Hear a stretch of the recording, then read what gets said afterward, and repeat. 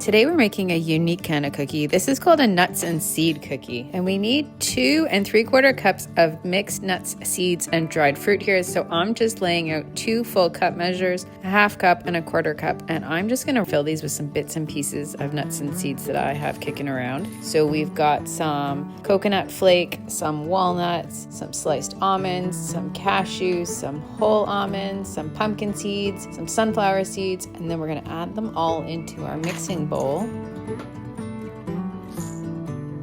We've got the full recipe down below, as well as notes on how to make some substitutions for your nuts and seeds.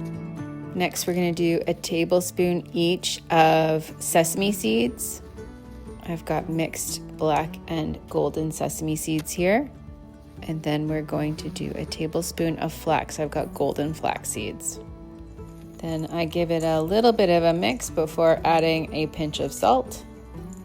All of my nuts here are raw and unsalted, but if yours are salted, then you can leave out the salt.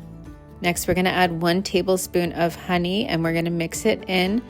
What we want here is we want just enough honey to hold all the nuts and seeds together. We don't want too much, so we're going to start with 1, and then we're going to mix it in well.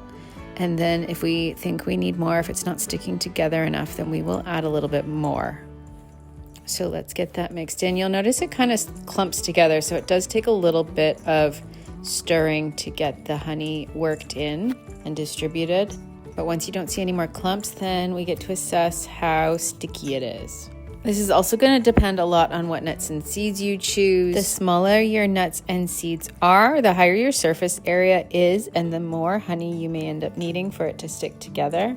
I end up going with 1 more tablespoon of honey here, and then we're gonna get it nicely worked in too.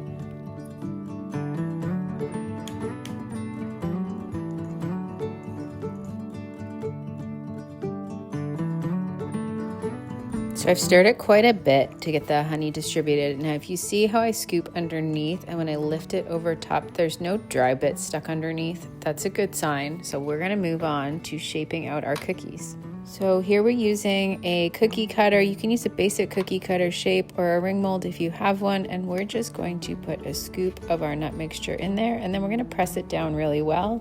I found the back of my measuring cup did a really good job, but you could also use a spatula. And when you've got it pressed down really well, we're going to lift up on our cookie cutter.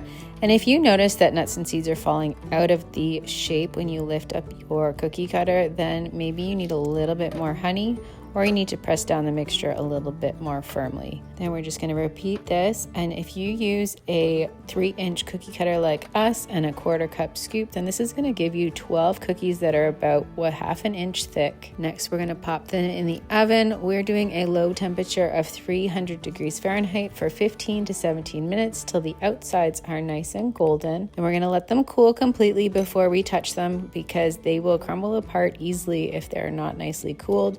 So once they're cooled, they're handleable. But to make it easier to add our chocolate, I've melted some dark chocolate here with a little bit of coconut oil. But instead of dipping them, what I'm doing here is I'm scooping the chocolate onto the tray and then pressing it down. So it's going to give it a chocolate layer on the bottom, and I will show you in a minute. But this way we're not getting bits of our cookies crumbling off into our chocolate.